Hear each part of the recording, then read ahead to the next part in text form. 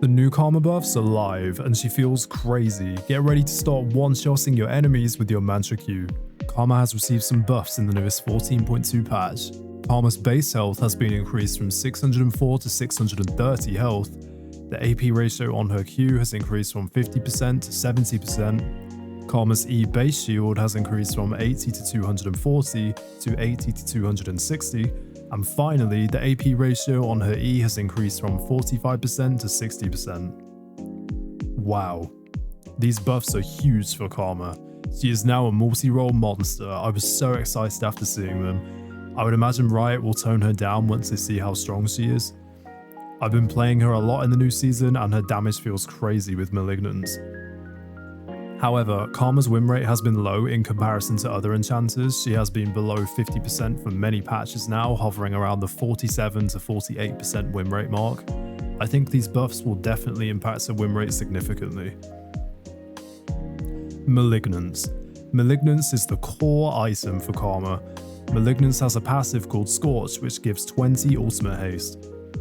This is perfect for Karma as you want to be spamming Karma's Mantra Q. Malignance has an additional passive of Hate Fog. After damaging a champion with your ultimate, an AoE burn is created on the ground beneath them, which also reduces their magic resist. This item works perfectly for Karma as her Mantra Q slows the enemy, meaning that the enemy will be hit by most of the burn effect, so the target's magic resist stat will be reduced for the secondary damage from the Mantra Q. Additionally, the target's magic resist is now reduced for ally damage. Malignance is incredible for Karma as she can cast her ultimate a lot faster than other champs and also has a built-in cooldown reduction effect in her passive.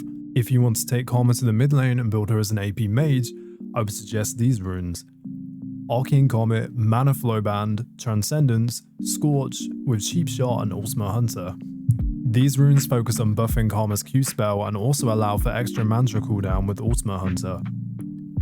For the build, I would suggest Sorcerer's Shoes, Malignance, Horizon Focus, Crypt's Bloom, Rabadon's Deathcap, and Zhonya's Hourglass or Banshees for a defensive item.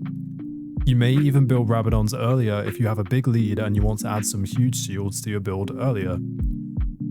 Crypt's Bloom is another new item that gives ability haste and penetration stats. It also has a healing effect every 60 seconds when killing an enemy champion that is useful for survivability in teamfights.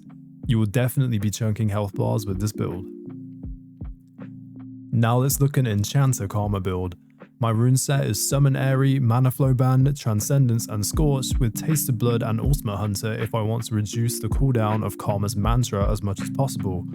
Or you can run Font of Life and Revitalize with Airy, Mana Flow, Transcendence and Scorch if you want to boost Karma's healing and shielding power to the max. For this build, I would recommend either Dreammaker or Zazix, Moonstone Renewer, Staff of Flowing Water, Shirelia's Battle Song and Dawncore.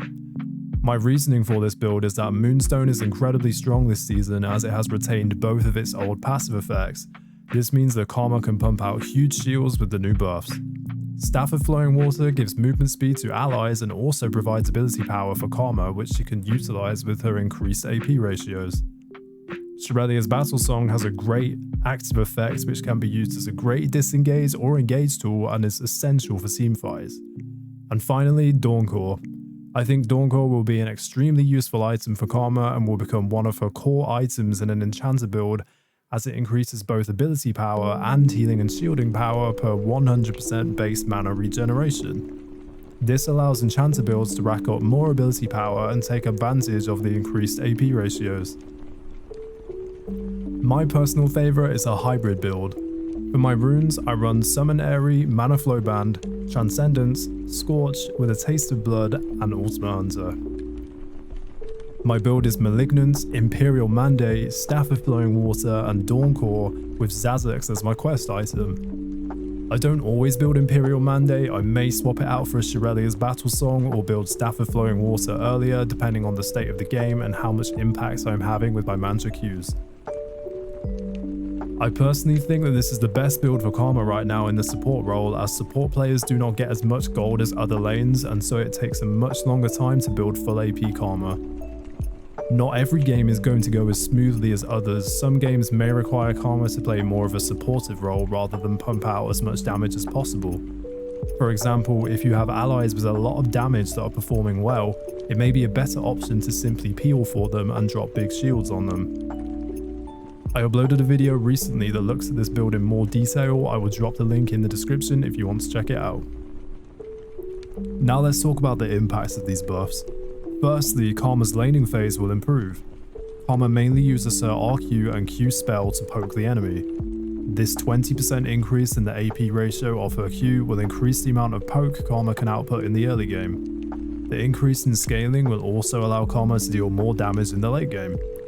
Karma usually struggles with her damage output in the later stages of the game as her AP scaling isn't great, so she falls off.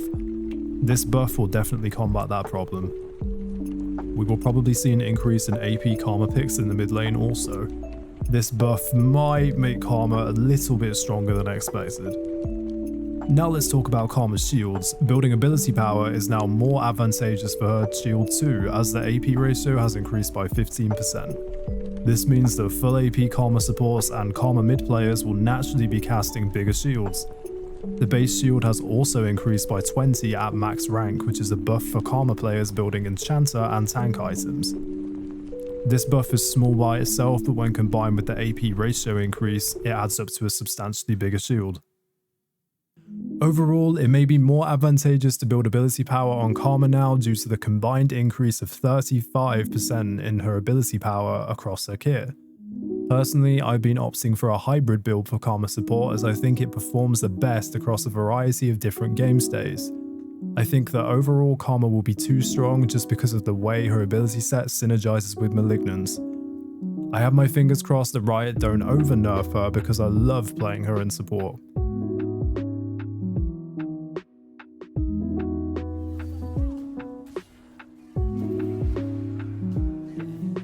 I mean, the fact that I'm not actually building any damage and I'm doing that much damage to Carthus is kind of gross, don't you think?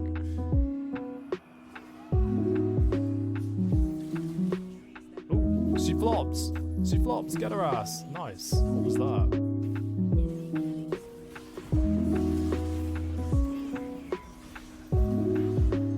Why did he not finish it? Oh, Echo flop. Behind us. Oh no. Wait, Root. Ah. I forced him to. Anyways.